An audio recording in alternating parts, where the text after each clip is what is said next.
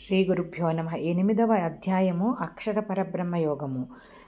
మొదటి నుంచి ముందు అధ్యాయాలన్నింటిలో కూడా భగవంతుడి యొక్క నిర్గుణ పరబ్రహ్మ స్వరూపమే మనకి వివరించబడింది.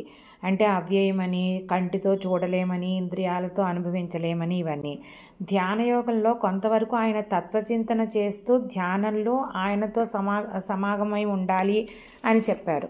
అయితే ఇందులో ఈ అక్షర పరబ్రహ్మ యోగంలో ఓంకారం ద్వారా ఎలాగ మనం ధ్యానం చేయాలి ఆ పరమాత్మని, అదంతా కూడా వివరించారనమాట. నిర్గుణ పరబ్రహ్మ యొక్క సగుణ రూపం అంటే నిరాకారమే కానీ సగుణం, అంటే ఒక అంటే ఓంకారం ద్వారా మనం ధ్యానిస్తున్నాం కాబట్టి. సో ఇందులో ఏంటంటే క్రిందటి అధ్యాయంలో కొన్ని పదాలు చివరిలో చెప్పారు. అంటే అధిభూతమని, అలాగే అధిదైవమని, ఆ బ్రహ్మ అని, తర్వాత ఏమో ప్రయాణ కాలంలో ఎలాగ వెళ్ళాలని, ఎలాగ ఎవరైతే స్మరించారో వాళ్ళకి మోక్షం వస్తుందని, ఇవన్నీ పరమాత్మ చెప్పారు కదా. ఇందులో అర్జునుడు ఆ పదాలన్నీ అంటే ఏంటి వివరంగా చెప్పమని అడుగుతున్నారన్నమాట మొదటి శ్లోకంలో. శ్రీ పరమాత్మనే నమః. అథ అష్టమోऽధ్యాయః అక్షర పరబ్రహ్మ యోగః. అర్జున ఉవాచ. 1వ శ్లోకము.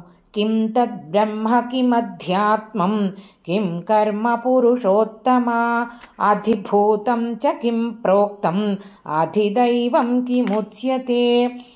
కృష్ణ, నువ్వు ముందులో ప్రస్తావించిన బ్రహ్మము అంటే ఏమిటి, అధ్యాత్మము అంటే ఏంటి, కర్మ అంటే ఏమిటి, అలాగే అధిభూతం అంటే ఏమిటి, అధిదైవం అంటే ఏంటి అని 5 రకాల ప్రశ్నలు వేశారనమాట. 2వ శ్లోకము.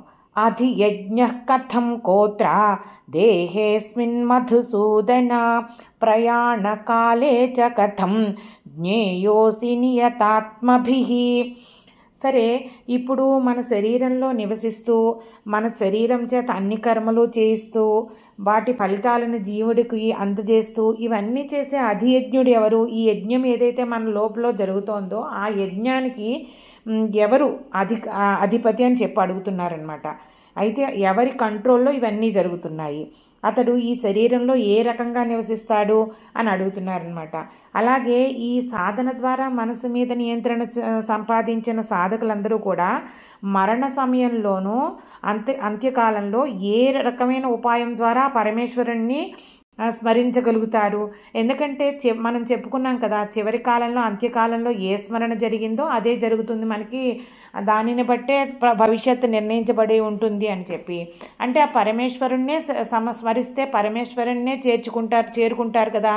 అయితే ఆ సమయంలో అంత్యకాలంలో మనకి మాయా మోహాలు అన్నీ క్రప్పి వేరే విషయాలు ప్రస్తావించకుండా ఓన్లీ ఆ పరమాత్మ గురించే ధ్యానించాలి అంటే జీవితం అంతా ఏ సాధన చేయాలి, ఎలా గడపాలి, దానికి ఉపాయం ఏంటి, ఇది అడుగుతున్నారనమాట. శ్రీ భగవానువాచ.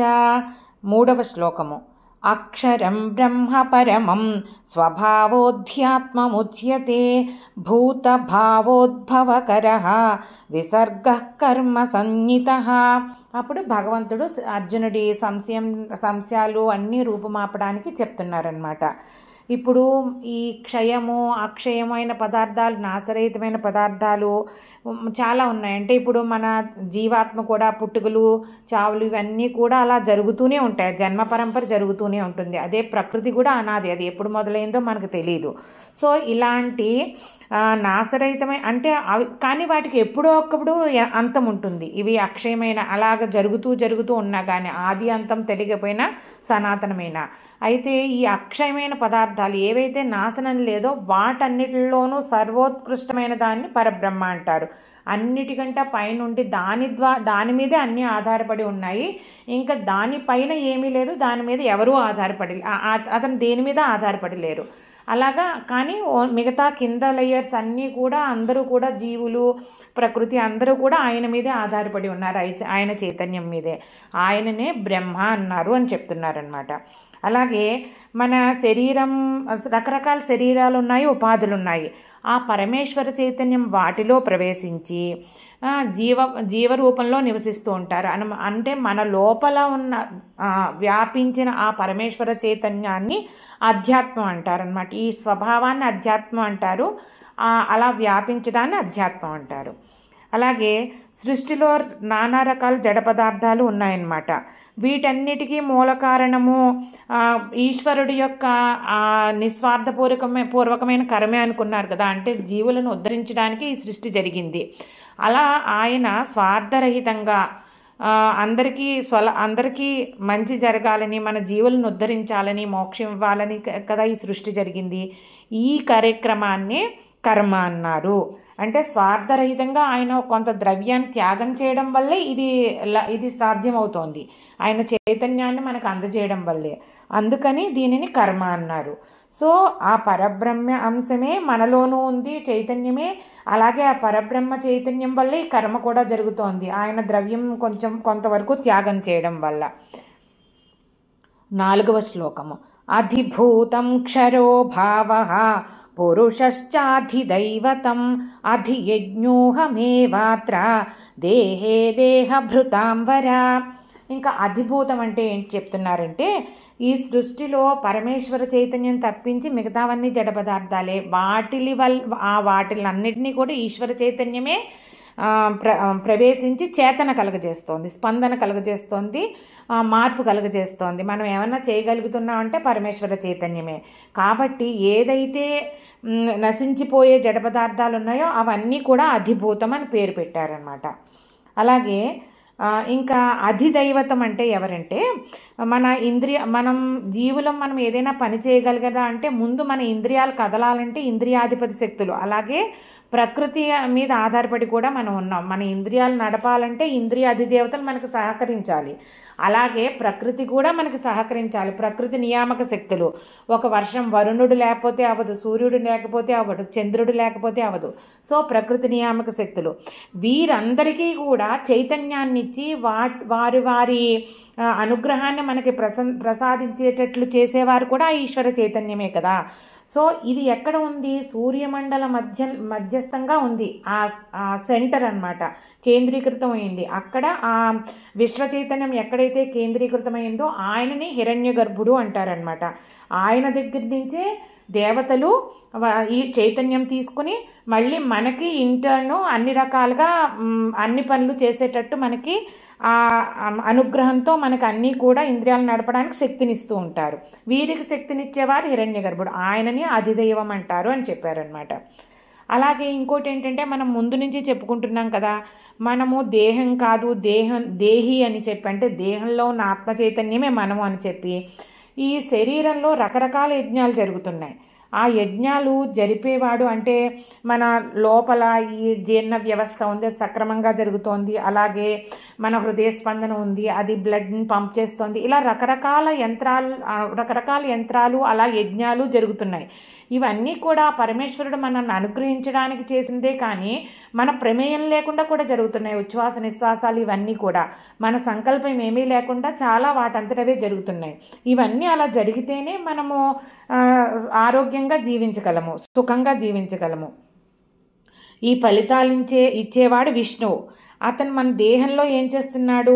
అంతర్యామిగా ఉన్నాడు, లోపల ఉన్నాడు. ప్రతి ప్రాణికోట్లో అంతట్లో అంతర్యామిగా ఉన్నాడు. మనం చెప్పుకున్నాం కదా, లోపల ఈశ్వర చైతన్యంగా ఉండి మనల్ని సపోర్ట్ చేసేవాళ్ళు ఇలా అందరి జీవుల లోపల ఉన్న ఆ ఈశ్వర చైతన్యాన్ని అంతర్యామి అంటారని చెప్పి. సో ఇతను సమస్త యజ్ఞాలు ఈయన వల్లే జరుగుతున్నాయి కాబట్టి ఈయన్ని అధియజ్ఞుడు అన్నారు. ఈయన లేకుండా మనం ఏమీ చేయలేము. అది మళ్ళీ ఎవరు? అది కూడా ఈశ్వర చైతన్యమే. ఆ ఈశ్వర చైతన్యమే మనలో ప్రవేశించి మన చేత ఈ యజ్ఞాలన్నీ కూడా జరిగేటట్టు లోపల చూస్తోంది కదా. అందుకని అన్నిటిల్లోనూ కూడా, ఈ చెప్పిన అన్నిటిల్లోనూ కూడా ఆ ఈశ్వర చైతన్యమే ఉంది. కాకపోతే ఏంటంటే వాళ్ళు చేసే పనులను బట్టి, మనం చెప్పుకున్నాం కదా, ఒక మనిషి వాళ్ళు చేసే పనులను బట్టి వాళ్ళ పేర్లు ఎలా మారుతాయి. ఇంట్లో పిల్లలకి తండ్రి, అలాగే ఆఫీస్లో వెళ్తే ఉద్యోగి, అలాగే ఇంకొక అనుష్ఠానం చేస్తే ఇలా కర్మయోగి, ఇలా అన్ని సాధనా పద్ధతిలో ఇలా ఇలా అన్ని వేరు పేర్లు ఉంటాయి, కానీ మనిషి ఒక్కరే. అలాగే ఆ ఈశ్వర చైతన్యమే అందరిలోనూ ఉండి అన్ని పనులు చేయిస్తూ ఇలా మనల్ని అనుగ్రహిస్తూ మోక్ష మార్గంలో మనం వెళ్ళడానికి కావలసిన శక్తినంతటినీ కూడా మనకి ఇస్తున్నారు వీళ్ళందరూ కూడాను. 5వ శ్లోకము. అంతకాలే చ మామేవ స్మరన్ ముక్త్వా కలేవరం యః ప్రయాతి సమద్భావం యాతి నాస్త్యత్ర సంశయః. ఇంకోటి మిగిలిపోయింది కదా, అంతకాలంలో పరమేశ్వరుణ్ణి ఎలాగ స్మరించాలి, అలా తద్వారా ఆయన్ని చేరి ఎలా మోక్షం పొందాలి. దీనికి ఏం చెప్తున్నాడంటే ఇంద్రియ నిగ్రహం కావాలి. ఇంద్రియ నిగ్రహం ఎవరైతే సంపాదించుకున్నారో, మనసు ఇంద్రియాన్ని తర్వాత ఈ బుద్ధిని ఎవరైతే కంట్రోల్లోకి తెచ్చుకున్నారో వారికి మాత్రమే ఇది సాధ్యం అవుతుంది. అలాంటి వారు జీవితం అంతా సాధన చేసి ఇవన్నీ సాధించిన వారు మరణకాలంలో వారికి పరమేశ్వర స్వరూపుడు కానీ శుద్ధ చైతన్యాన్ని కానీ ఏదో ఒక, అంటే మనం ముందున అనుకున్నాం కదా, ఏ రకంగానైనా ఆ పరమేశ్వర తత్వాన్ని ఆ పరబ్రహ్మ తత్వాన్ని ధ్యానిస్తూ శరీరం వదిలిపెట్టగలిగితే ఆయన అసలైన తత్వాన్ని అందుకుంటాడనమాట.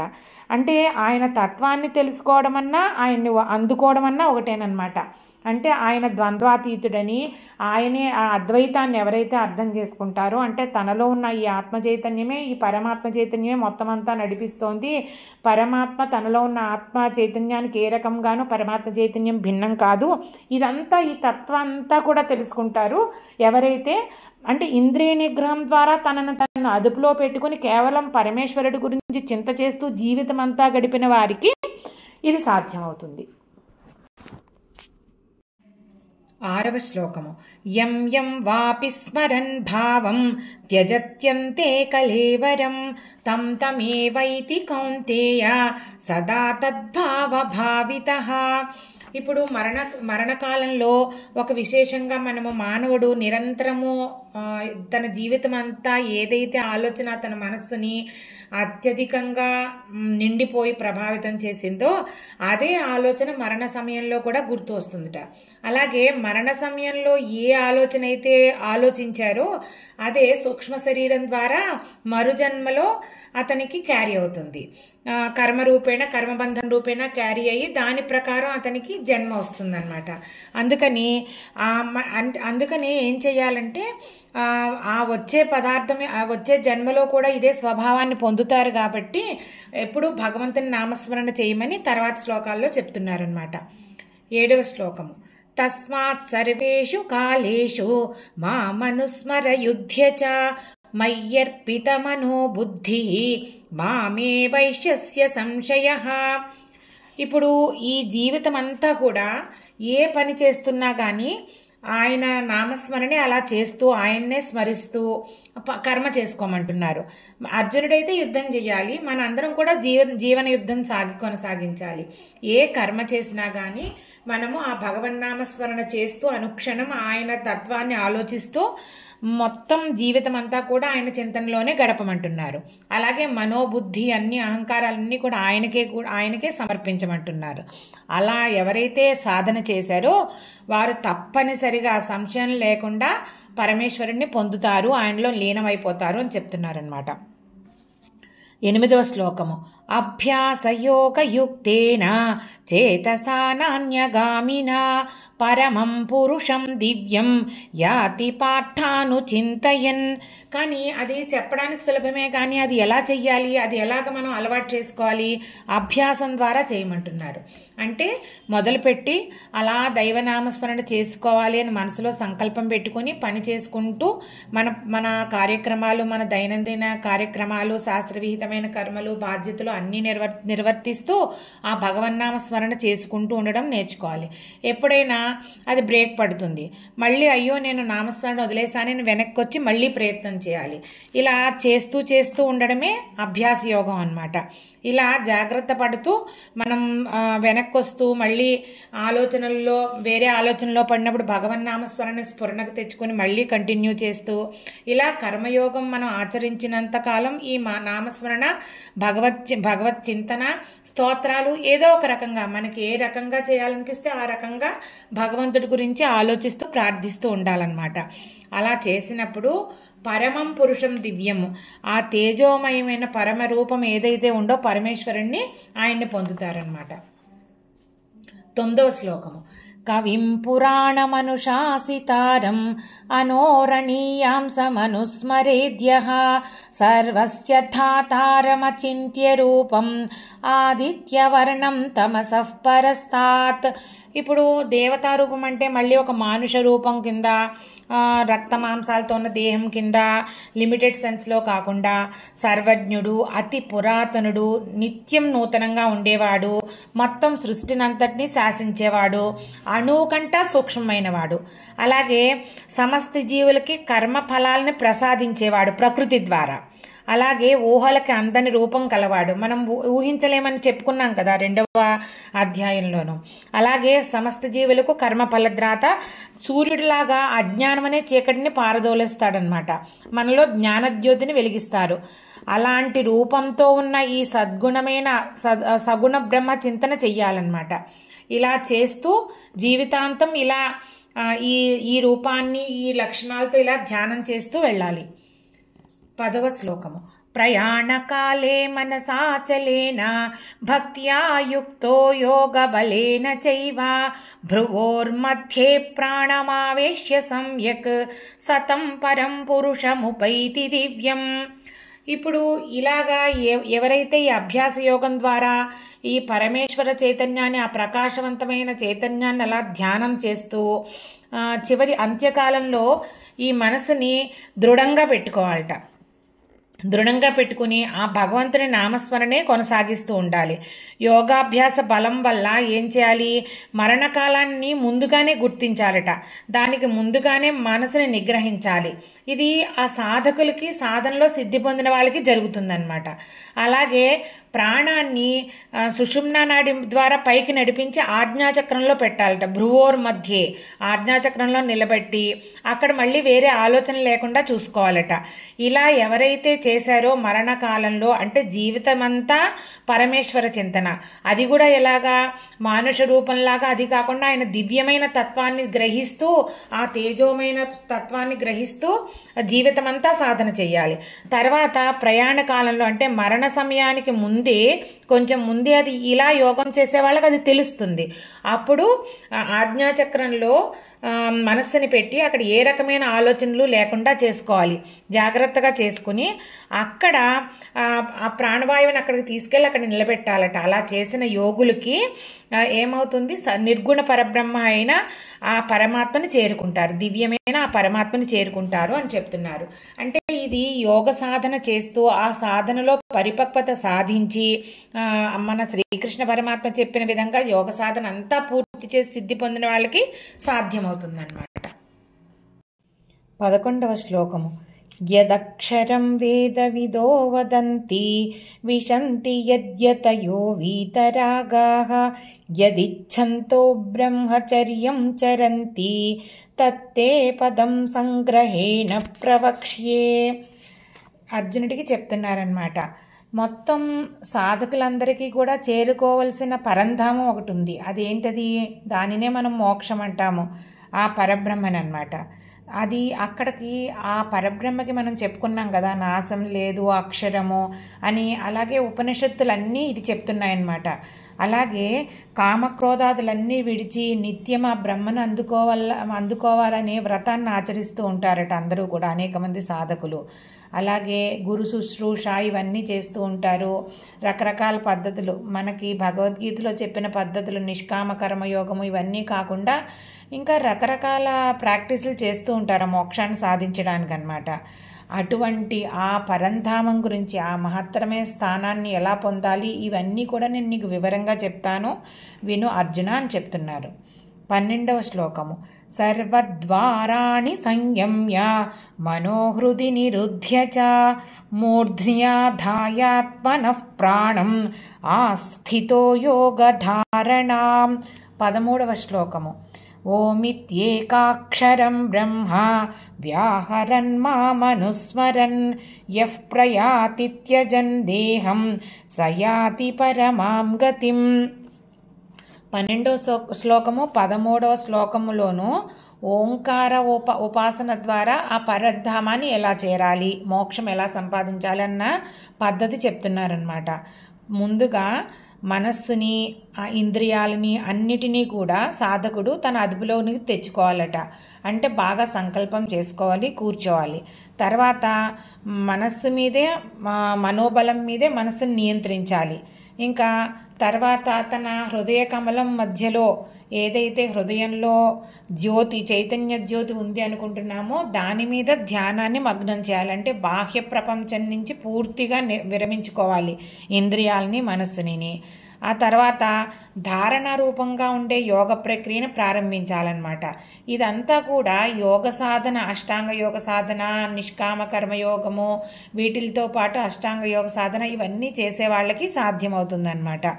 ప్రాణశక్తిని సుషుమ్నా నాడి ద్వారా హృదయం పైకి నడపాలట. అక్కడ ఆ బ్రహ్మరంధ్ర స్థానం దాకా తీసుకెళ్ళి, బ్రహ్మరంధ్రం సహస్రార కమలం ఎక్కడ ఉంటుందో అక్కడ దాకా తీసుకెళ్ళి అక్కడ నిలబెట్టాలట. అలా నిలబెట్టి మానసికంగా ఓంకార మంత్రాన్ని ఉచ్చరించడం ప్రారంభించాలి. తర్వాత మనస్సులో శక్తినంతటినీ ధ్యానంగా మార్చుకోవాలన్నమాట. ఆ ధ్యానము మన ఈ ఓంకార రూపం అంటే నిరాకార సగుణ పరబ్రహ్మ మీద పెట్టాలి. అంటే ధ్యానానికి అందారు, భావానికి అందారు అన్నా కానీ సగుణమే అయిపోతుంది. నిరాకార నిర్గుణ పరబ్రహ్మ ఏంటంటే అందులో ఆ ధ్యానానికి భావానికి కూడా అందరు కదా. తర్వాత ఇలా చిరకాలం అభ్యాసం చేయాలట, ఒకరోజు కాదు. అప్పుడు మరణ సమయంలో కూడా ఈ ఓంకార ధ్యానాన్ని ఈ పద్ధతి ద్వారా ధ్యానం చేస్తూ శరీరాన్ని విడిచిపెడితే అప్పుడు ఆ పరంధామాన్ని చేరుతారట. అలాగే ఈ మరణ సమయంలో ఇలా ప్రయాణం ఎవరైతే చేయగలుగుతారో వారు ఇంకా ఏ లోకంలో మధ్యలో ఆగరు. పైన ఉన్న అన్ని లోకాలని దాటుకొని, సత్యలోకం కూడా దాటుకుని శాశ్వత మోక్షాన్ని పొందేస్తారట డైరెక్ట్గా. అయితే సాధారణమైన వాళ్ళందరూ కూడా ఈ రకంగా యోగాభ్యాసం చేయడం చాలా కష్టం కదా. అందుకని తర్వాత శ్లోకంలో సాధారణ మానవులకి సులభమైన పద్ధతి చెప్తున్నారనమాట. 14వ శ్లోకము. అనన్యచేతాః సతతం యో మాం స్మరతి నిత్యశః తస్యాహం సులభః పార్థ నిత్యయుక్తస్య యోగినః. ముందుగా ఏంటంటే భగవంతుడు తప్పించి ఇంకే విషయాలు ఆలోచించడం మానుకోవాలి. అసలు అది ఒక అభ్యాసం కింద చేసుకోవాలి. తర్వాత భగవంతుడిని గురించే స్మరిస్తూ ఉండాలి.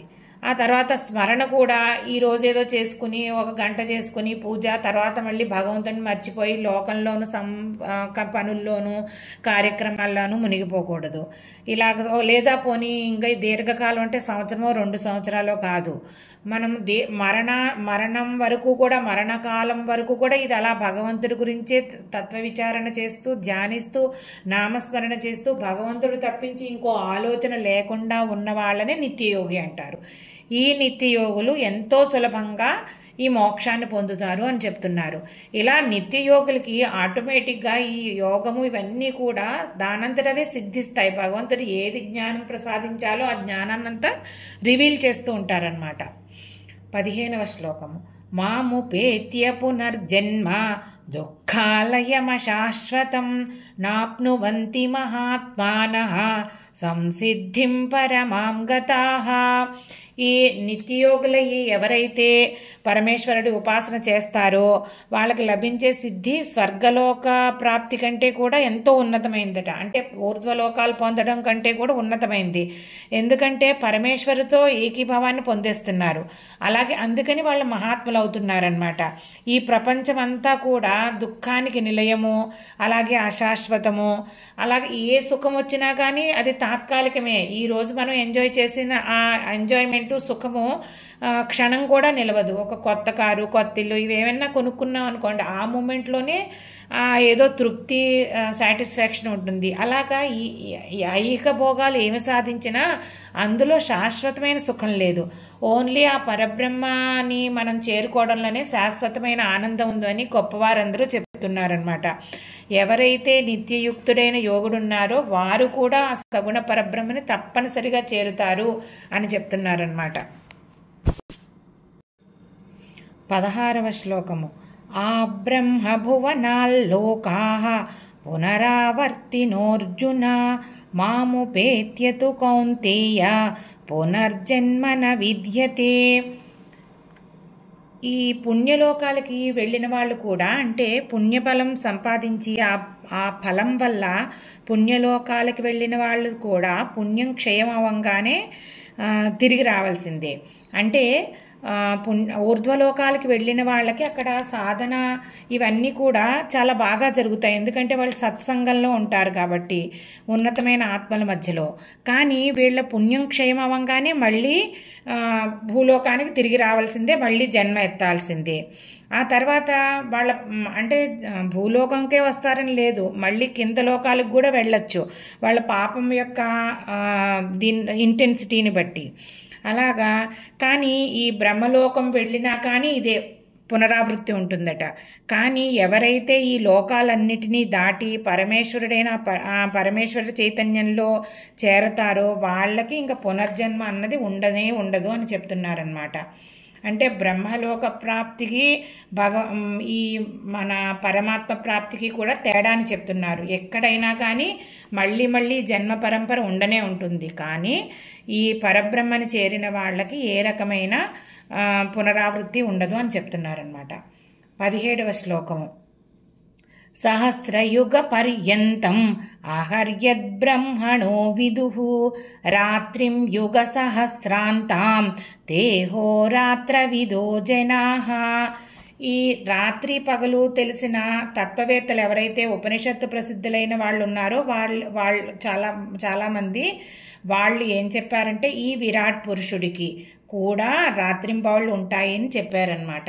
అంటే ఈ పరమేశ్వర చైతన్యానికి కూడా రాత్రింబావుళ్ళు ఉంటాయి అని చెప్పారు. ఇది మామూలు మానవ సంవత్సరాలతో పోలిస్తే ఒక్కొక్క వీళ్ళ కాల పరిమితి డిఫరెంట్గా ఉంటుందన్నమాట. ఒక్కొక్కటి 1000 మహాయుగాల పొడుగు ఉంటాయని తెలుసుకున్నారనమాట. మీకు కామెంట్లో ఎన్ని రోజులు ఒక సంవత్సరం అవుతుంది విరాట్ పురుషుడికి ఇవన్నీ కూడా యాడ్ చేస్తాము. అలాగే బ్రహ్మలోకానికి కూడా రాకపోకలు వెళ్ళిన వాళ్ళు మళ్ళీ పునరావృత్తి ఉంటుందని చెప్పారు కదా. అంటే దానికి కూడా పరిమితి ఉంది. ఆ పరిమితిని నిరూపించడానికి ఇక్కడ కాలము ఇవన్నీ కూడా హద్దులు ఎలా ఉంటాయో భగవంతుడు వివరించారనమాట. 18వ శ్లోకము. అవ్యక్తాద్వ్యక్తయ సర్వాః ప్రభవంత్యహరాగమే రాత్ర్యాగమే ప్రలీయంతే తత్రైవావ్యక్త సంజ్ఞకే. ఇప్పుడు జీవుడిని అవిద్య అన్నది ఆవరించిందనుకోండి, అజ్ఞానము. అప్పుడు అది అతడికి నిద్ర అవుతుందట. ఈ అందరి అవిద్యలు కలిపితే వచ్చేదే సమిష్టి అవిద్య. దీనికి అవ్యక్తం అని పేరు. అంటే మనం ప్రకృతి అని కూడా అనుకున్నాం కదా, మాయాశక్తి అన్నమాట. ప్రకృతి అంటే మాయాశక్తి భగవంతుని యొక్క. ఈ సమస్త జీవులు కూడా అనాదిగా ఈ అవ్యక్తంలో ఉండిపోతున్నారు. అంటే ఈ హిరణ్యగర్భుడికి విరాట్ పురుషుడికి ఏదైతే పగటి కాలం వచ్చిందో ఆ అవిద్య అంతా దూరం అయిపోతుంది. అలాగే మళ్ళీ రాత్రి వచ్చేటప్పటికి హిరణ్యగర్భుడికి రాత్రి కాలం వచ్చేటప్పటికి ఆయన మళ్ళీ అవిద్యాశక్తిని ఆదరిస్తాడు. అంటే ఆ జనులందరికీ కూడా అజ్ఞానంలో ఉంటారనమాట. అంటే ఇప్పుడు దీనిని మనం ఎలా చెప్పచ్చు అంటే, ఇప్పుడు ఒక జీవి ఎక్కడా కూడా కొత్తగా పుట్టట్లేదు, మరణించట్లేదు. ఒక చెట్టు మొలకెత్తాలనుకోండి, అది ఎలాగా ముందు దాన్ని చిన్న బీజం నుంచే కదా ఆ చెట్టు మొలకెత్తేది. అలాగా ఈ అవిద్యా సమయంలోనేమో అది బీజ రూపంలో ఉంటుంది జీవశక్తి అంతాను.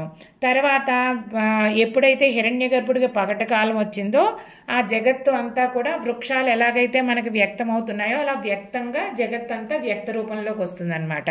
ఆ విద్యాకాలంలో చిన్న బీజ రూపంలో ఉంటుంది హిరణ్యగర్భుడిలోను. తర్వాత మళ్ళీ అదే వ్యక్తం అవుతూ ఉంటుంది జగత్తు కింద. తర్వాత 19వ శ్లోకము. భూతగ్రామస్స ఏవాయం భూత్వా భూత్వా ప్రలీయతే రాత్ర్యాగమే వశః పార్థ ప్రభవత్యహరాగమే. ఈ జీవులందరూ కూడా అవ్యక్తం నుంచే వచ్చారు అని అనుకున్నాం కదా. బీజ రూపంలో అవ్యక్తంలో ఉండి మళ్ళీ జగత్తుగా ప్రకటితమైపోయి మళ్ళీ బ్రహ్మదేవుడికి ఎప్పుడైతే ఆ హిరణ్యగర్భుడికి ఎప్పుడైతే రాత్రి అయిందో మళ్ళీ బీజ రూపంలోకి వెళ్ళిపోతాయి అన్నమాట. అయితే ఇవన్నీ కూడా ఏ బీజాలైతే ఆ కర్మబంధాలలో చిక్కుకుని కర్మబంధాలు మిగిలిపోయాయో అవే బీజాలు అవ్యక్తం నుంచి మళ్ళీ పుడుతూ ఉంటాయి, కర్మబంధాన్ని క్షయమయ్యే వరకు కూడాను. అంటే అవే జీవకోటి మళ్ళీ మళ్ళీ పుడుతూ మళ్ళీ అవ్యక్తంలో కనుమరుగైతూ పుడుతూ అలా ఉంటుందన్నమాట. ఈ చక్రం ఇలా తిరుగుతూనే ఉంటుందన్నమాట. 20వ శ్లోకము. పరస్తస్మాత్తు భావోన్యః అవ్యక్తో వ్యక్తాత్ సనాతనః యస్స సర్వేషు భూతేషు నశ్యత్సు న వినశ్యతి. ఈ అవ్యక్తాలలో రెండు ఉన్నాయి. ఒకటేమో ఈ మాయా ప్రకృతి, ఇంకొకటి ఏంటి హిరణ్యగర్భుడి యొక్క నిద్రారూపమైనది. అంటే మనం అనుకున్నాం కదా అవిద్య, సమిష్టి అవిద్య అని. అందుకని ఇది మొదటి అవ్యక్తం కంటే కూడా భిన్నమైనది. అండ్ ఇది చాలా డిఫరెంట్ కూడా. దీనిని అక్షర పరబ్రహ్మ అంటారనమాట.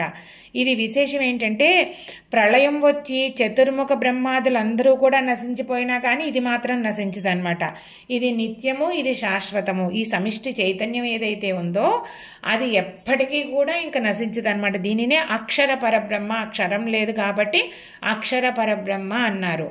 ఇది కూడా పరమాత్మ చైతన్యంలో అంశమే. దానిని మించినది ఇంకేమీ లేదు. పరమాత్మ చైతన్యం మించింది ఇంకేమీ లేదనమాట. అది ఈ శుద్ధ పరబ్రహ్మకి నామాంతరము అక్షర పరబ్రహ్మ అన్నమాట. 21వ శ్లోకము. అవ్యక్తోక్షర ఇత్యుక్తః తమాహుః పరమాం గతిం యం ప్రాప్య న నివర్తంతే తద్ధామ పరమం మమ. మనము ఇందాక ముందు శ్లోకంలో రెండు అవ్యక్తాల గురించి మాట్లాడుకున్నాం కదా. ఒకటేమో అక్షరుడు లేక అక్షర పరబ్రహ్మ అని అన్నారని వేదవేత్తలు అన్నారన్నాము. ఈ అక్షరుడే జీవులందరూ కూడా ఏదైతే స్థానం పొందాలో మోక్షం పొందాలో ఆ పరంధామము ఆ అక్షరుడు అన్నమాట అని అది కూడా పెద్దలే చెప్తున్నారు. అక్కడికి చేరిన వాళ్ళు మరి ఇంకా వెనక్కి రారు. ఈ జన్మ పరంపర నుంచి వాళ్ళు అంటే అధిగమిస్తారు జన్మ పరంపరని. ఈ అక్షర పరబ్రహ్మమే పరమేశ్వర స్వరూపుడైన నాకు సర్వోన్నతమైన నివాస స్థానం అని చెప్తున్నారనమాట. అంటే నా నివాస స్థానము ఆ అక్షర పరబ్రహ్మ, అంటే ఆ చైతన్యం, ఆ శుద్ధ చైతన్యం అని చెప్తున్నారనమాట. 22వ శ్లోకము. పురుషస్స పరః పార్థ భక్త్యా లభ్యస్త్వనన్యయా యస్యాంతస్థాని భూతాని ఏన సర్వమిదం తతం. అయితే ఆ అక్షర పరబ్రహ్మని ఎలా పొందాలి? ఎందుకంటే సామాన్య పురుషులందరూ కూడా జీవులందరూ కూడా ఆయనలోనే ఉంటారు, ఆయన వారందరిలో ఉంటాడు. అలాంటి పరమ పురుషుణ్ణి పొందాలి అని అంటే ఒకటే ఒక ఉపాయం ఉంది. అంటే ఈ జన్మ పరంపర నుంచి తప్పించుకోవాలి, ఆ పరంధామాన్ని చేరాలంటే ఏంటంటే అది అనన్య భక్తి అన్నమాట. అంటే కోరికలు, అహంకారము ఇవన్నీ వదిలేసి పూర్తిగా ఆయన శరణాగతే పొంది ఆయన తప్పించి అన్యథా శరణం నాస్తి అన్న భక్తి అనమాట. ఇంకా వేరే విషయం వద్దు, వేరే ఎవరు వద్దు, నువ్వు తప్పించి నాకు ఎవరు వద్దు పరమాత్మ అని చెప్పి ఏదైతే అనన్యమైన భక్తితోటి ఆయన్ని మనం పొందగలుగుతాం. 23వ శ్లోకము. యత్ర కాలే త్వనావృత్తిం ఆవృత్తిం చైవ యోగినః ప్రయాతా యాంతి తం కాలం వక్ష్యామి భరతర్షభ. ఇప్పుడు మన మానవ శరీరం వదిలిపెట్టేసిన తర్వాత అది ఒక మార్గం గుండా ప్రయాణిస్తుంది కదా. ఆ ప్రయాణం చేసే దాంట్లో కాలదేవతలు మొదలైన వాళ్ళందరూ మార్గాన్ని చూపిస్తూ ఉంటారట. ఈ మార్గాలలో కొన్ని మార్గాల ద్వారా ప్రయాణిస్తేనేమో జీవులకు పునరావృత్తి, మళ్ళీ వెనక్కి వచ్చేస్తారు, మృత్యు సంసార సాగరమైన ఈ ప్రకృతిలోకి వచ్చేస్తారు, మళ్ళీని ఈ ప్రపంచంలోకి వచ్చేస్తారు. లేదంటే ఇంకొక మార్గం ద్వారా ముందు చెప్పుకున్నాం కదా, ప్రణవ యోగ సాధన ఇవన్నీ మాట్లాడుకున్నాం కదా, ఆ దారుల గుండా వెళ్తే గనక వాళ్ళకి పునరావృత్తి ఉండదట. అయితే ఏ ద్వారా వెళ్తే పునరావృత్తి ఉంటుంది, దేని ద్వారా వస్తే మరి ఈ జన్మ పరంపర నుంచి ఆవృత్తి ఉండదు అని నేను విపులంగా చెప్తాను అని చెప్తున్నారనమాట. 24వ శ్లోకము.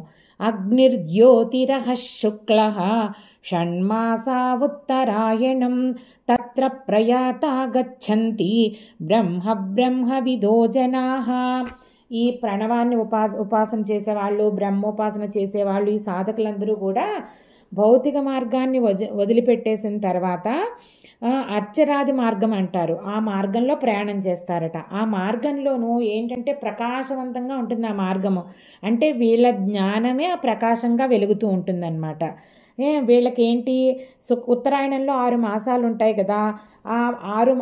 ఈ ఉత్తరాయణంలోట దేవతలు వరుసగా ఉంటారట. ఆ దేవతలు ఉన్న మార్గంలో ప్రయాణం చేసిన బ్రహ్మోపాసకులు క్రమక్రమంగా వాళ్ళు బ్రహ్మలోకానికి తీసుకెళ్తారనమాట. అంటే ఆ దేవతలే, ఉత్తరాయణ దేవతలే మార్గనిర్దేశం చేస్తారు బ్రహ్మలోకం వరకును. మరణించిన తర్వాత ఆ దారి అంతా వాళ్ళు చూపిస్తారనమాట. ఎందుకంటే వీళ్ళు జ్ఞానాన్ని సంపాదించారు కదా సాధన చేసి. అంటే అర్చిస్సు అంటే అగ్ని అనమాట, జ్యోతిస్సు అంటే వెలుగు, అహస్సు అంటే పగలు. అంటే మొత్తం ప్రకాశవంతంగా ఉంటుందన్నమాట ఆ మార్గం అంతాను. ఈ ఉత్తరాయణ దేవతలు వీరికి ఆ బ్రహ్మాపాసన చేసిన వాళ్ళందరికీ కూడా మార్గం చూపిస్తారు. ఆ మార్గంలో వెళ్ళిన వాళ్ళు ఇంకా మరి వెనక్కి రారట. వాళ్ళు అంటే మోక్షం పొందుతారు, ఆ పరంధామాన్ని చేరుతారు. 25వ శ్లోకము. ధూమో రాత్రిస్తథా కృష్ణ షణ్మాసా దక్షిణాయనం తత్ర చాంద్రమసం జ్యోతి యోగి ప్రాప్య నివర్తతే. ఇప్పుడు కొంతమంది మంచిగా ఈ చెరువులు తవ్వించడాలు, ఇలాంటి పరోపకార మార్గాలన్నీ చేస్తారు. గుళ్ళు కట్టించడాలు, పెళ్ళిళ్ళు చేయడాలు, ఇలాంటివన్నీని. అంటే ఇవన్నీ కోరికతో ఎవరైతే చేస్తారో వాళ్ళు సకామ కర్మయోగి అవుతారు.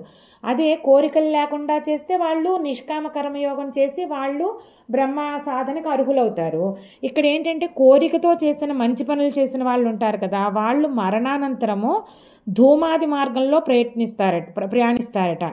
ఈ మార్గంలోట ధూముడు, రాత్రి, కృష్ణపక్ష అధికారి, దక్షిణాయనంలో గన 6 మాసాల దేవతలు, మళ్ళీ దక్షిణాయన దేవత, వీళ్ళందరూ ఉంటారట. వీళ్ళు ఈ మార్గంలో ప్రయాణించిన తర్వాత కర్మయోగి దేవతలకి ఆహారం అందించే చంద్రలోకం చేరుతారట. అక్కడ తన పుణ్యానికి ఏదైతే కారణమైందో, అంటే కొన్ని దాన ధర్మాలు అయితే చేశారు కదా, సకామంగా చేసినప్పటికీ పుణ్యకార్యాలు చేశారు కదా, అందుకని చంద్రలోకం చేరి అక్కడ పుణ్యాలకి సంబంధించిన ఫలితాన్నంతా అనుభవిస్తారట. పుణ్యం అయిపోయిన తర్వాత, పుణ్యక్షేమం అంతా అయిపోయిన తర్వాత మళ్ళీ అక్కడి నుంచి వెనక్కి వచ్చేసి మళ్ళీ జన్మిస్తారట. ఇది ధూముడు మొదలైన దేవతలందరూ ఉన్నారు కాబట్టి దీన్ని ధూమ మార్గం అంటారనమాట. ఈ మార్గంలో వెళ్ళిన వాళ్ళైతే ఒక చంద్రుడు ఉండే చోటకి మంచి ప్లేస్కి చేరుతారు, కానీ పుణ్యం ఉన్నంత వరకే ఉంటారు. కానీ మళ్ళీ వచ్చేసి మళ్ళీ సాధన మొదలు పెట్టాలి. అంటే ఈ వీళ్ళ సాధన ఏదైతే దాన ధర్మాలు, ఇవన్నీ మంచి కార్యాలు, పుణ్యకార్యాలు ఇవన్నీ చేశారో ఇవి ఇంకా సరిపోలేదన్నమాట పరంధామాన్ని చేరడానికి. ఎందుకంటే సకామంగా చేశారు. వీళ్ళు ఏం చేస్తారు, మళ్ళీ కాకపోతే ఈ నిష్కామ కర్మయోగ సాధన వైపు మళ్ళుతారు. మళ్ళీ నెక్స్ట్ బర్త్లో ఏంటంటే ఏదైతే సాధన చేశారో అదంతా వేస్ట్ అవ్వదు. ఆ పుణ్యం వల్ల వాళ్ళు పుణ్యలోకాలకు చేరి అక్కడి నుంచి మళ్ళీ వెనక్కి వచ్చి మళ్ళీ సాధన చేస్తారనమాట. ఈ జన్మలో చేసిన సాధన బట్టి మళ్ళీ ఏ మార్గంలో ప్రయాణిస్తారు, అలాగే సాధన ఫలితము చేరిన స్థితిని బట్టి మళ్ళీ నిర్ణయించబడుతుందన్నమాట. సో ఇక్కడ ఏంటంటే ఒక మార్గంలో వెళ్తే డైరెక్ట్గా పరంధామాన్ని చేరిపోతారు. ఆ మార్గంలో మనం బ్రీఫ్గా చెప్పుకోవాలంటే ఓంకారోపాసన, తర్వాత యోగం ద్వారా పరబ్రహ్మని ఓంకారం ద్వారా అనుష్ఠానం చేయడము, తర్వాత నిష్కామ కర్మ సాధన, జ్ఞానం ద్వారా జ్ఞానయోగ సాధన, ఇవన్నీ చేసిన వాళ్ళు. ఇంకో పక్కనే మంచి పనులే చేశారు, కానీ కోరికతో చేశారు. ఏదో కీర్తి కావాలనో లేకపోతే ఏదో ఒక కారణంగా చేశారు, స్వలాభం గురించి చేశారు. అలాంటి వాళ్ళందరూ కూడా ధూమ మార్గం ద్వారా ప్రయాణించి ఆ చంద్ర స్థానాన్ని చేరి అక్కడ మళ్ళీ పుణ్యం క్షయమైపోయేదాకా అక్కడ ఉండి అక్కడ మంచిగా భోగభాగ్యాల్ని, మంచి ప్రశాంతమైన ఎన్విరాన్మెంట్ని అన్నీ అనుభవించి మళ్ళీ వెనక్కి వస్తారనమాట. ఇప్పుడు మళ్ళీ ఇంకా యోగ సాధన చేసుకుంటే అలాంటి వాళ్ళు మళ్ళీ ఉత్తరాయణ మార్గం ద్వారా కూడా ప్రయాణించవచ్చు ఈ జన్మలో చేసిన యోగ సాధనను బట్టి. 26వ శ్లోకము. శుక్లకృష్ణే గతి హేతే జగతః శాశ్వతే మతే ఏకయా యాత్యనావృత్తిం అన్యయా వర్తతే పునః. ఇప్పుడు అర్చరాది మార్గం అంటే ప్రకాశమయంగా ఉన్న మార్గంలో ప్రయాణించారు కదా, దానిని శుక్ల మార్గం అంటారు. అలాగే ధూముడు వీళ్ళందరూ కూడా దక్షిణాయన దేవతలున్న మార్గంలో ప్రయాణించారు కదా, దాన్ని కృష్ణ మార్గం అంటారు. ఇది చీకటి ద్వారం అన్నమాట. అది ఆ మార్గము తేజోమయము. అయితే సగుణ బ్రహ్మోపాసన చేసేవాళ్ళు ఎవరైతే జ్ఞాన మార్గ సాధకులు ఉన్నారో, అంటే వాళ్ళు సగుణోపాసన సాకారంగా చేసినా నిరాకారంగా ఓంకార పరబ్రహ్మోపాసన చేసినప్పటికీ కూడా ఈ సకామ కర్మానుష్ఠానం చేసే మార్గ సాధకులకు కూడా ఈ రెండు సృష్టి ఉన్నంత వరకు కూడా అవిచ్ఛిన్నంగా శాశ్వతంగా సాగిపోతూనే ఉంటాయన్నమాట. ఈ విషయం కూడా అంతే, ఇది ఎప్పటికీ అలా జరుగుతూనే ఉంటుంది, అది సైకిల్ అలా జరుగుతూనే ఉంటుందన్నమాట. కానీ ఒకటే తెలుసుకోవాల్సిన విషయము, శుక్ల మార్గంలో తేజోమయ మార్గంలో ఎవరైతే ప్రయాణం చేస్తారో వారికి పునరావృత్తి లేదు. అంటే నిష్కామ కర్మయోగ సాధన, మళ్ళీ జ్ఞానయోగ సాధన, ధ్యానయోగ సాధన ఇవన్నీ చేసేవాళ్ళకి. కృష్ణ మార్గం అంటే మంచి పనులు చేస్తారు, కోరికల ద్వారా కోరికలు తీర్చుకోవడానికి సకామంగా చేస్తారు. వీళ్ళు ధూమ మార్గం ద్వారా ప్రయాణిస్తారనమాట. వీళ్ళకి పుణ్యం సంపాదించినంత వరకు చంద్రస్థానం చేరుతారు, కానీ అక్కడి నుంచి మళ్ళీ వెనక్కి తిరిగి వచ్చేస్తారు. వెనక్కి తిరిగి రాక తప్పదు, జన్మ ఎత్తగా తప్పదు, పునరావృత్తి ఉంటుందన్నమాట. 27వ శ్లోకము. నైతే శృతి పార్థ జానన్ యోగి ముహ్యతి కశ్చన తస్మాత్ సర్వేషు కాలేషు యోగయుక్తో భవార్జున. ఇప్పుడు ఈ సత్వగుణంతో ఎవరైతే శుక్ల మార్గం ద్వారా సాధన చేస్తారో అది మోక్షానికి దారి తీస్తుంది అని తెలిసింది కదా. అలాగే రజస్తమో గుణాల ద్వారా ఎవరైతే సాధన చేస్తారో అది కృష్ణ మార్గం మాత్రమే లభిస్తుంది, అందులో పునరావృత్తి ఉంది అని తెలిసింది కదా. అందుకని మనం ఎవరు కూడా ఆకర్షణీయమైన ఈ సకామ మార్గాన్ని ఎంచుకోకుండా, సమ్మోహంలో పడకుండా నిష్కామ కర్మ యోగ సాధన, జ్ఞాన సాధన ఇవన్నీ చెయ్యాలి అని చెప్తున్నారనమాట. అలాగే అర్జునుడితో చెప్తున్నారు, నీవు కూడా సర్వకాల సర్వావస్థల్లోనూ కూడా సత్వగుణయుక్తమైన సాధన చేసి ఏకాగ్రత కలవాడివై ఉండు అని చెప్తున్నారనమాట. 28వ శ్లోకము.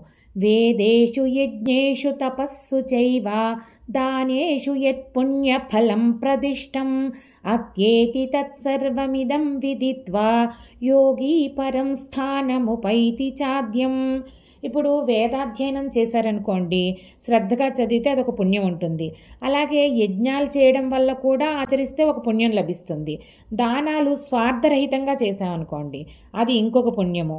ఈ రకరకాల పుణ్యాలు చేసే పద్ధతుల్ని శాస్త్రాలు మనకు ఉపదేశిస్తున్నాయి. కానీ అక్షర బ్రహ్మ సాధకుడైన యోగి అంటే మనకి చూడండి, అధ్యాత్మం ఎవరు ముందులో క్వశ్చన్స్ అడిగారు కదా అర్జునుడు.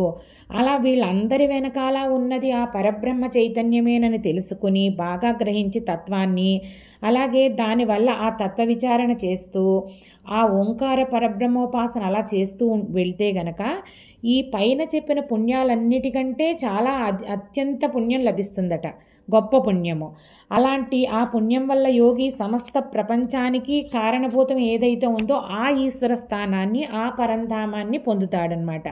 అంటే ఆ ఓంకారం ఎక్కడి నుంచి జనించిందో ఆ పరబ్రహ్మ స్థానాన్ని పొందుతాడు, సగుణ బ్రహ్మ స్థానాన్ని పొందుతాడు అని చెప్తున్నారనమాట. దీంతో మనము అక్షర పరబ్రహ్మ యోగాన్ని అనే అధ్యాయాన్ని పూర్తి చేసుకున్నాము. శ్రీమద్భగవద్గీతాసు ఉపనిషత్సు బ్రహ్మ విద్యాయాం యోగశాస్త్రే శ్రీకృష్ణార్జున సంవాదే అక్షర పరబ్రహ్మ యోగో నామ 8వ అధ్యాయః. గీతా శ్లోకాలకు అర్థాన్ని సులభమైన వాడుక భాషలో వివరించడానికి ప్రయత్నిస్తున్నాను. నా ఈ ప్రయత్నం మీకు నచ్చినట్లయితే భక్తి అన్లిమిటెడ్ ఛానల్ని సబ్స్క్రైబ్ చేసుకుని మీ అభిప్రాయాలను కామెంట్స్ రూపంలో తెలియజేయండి.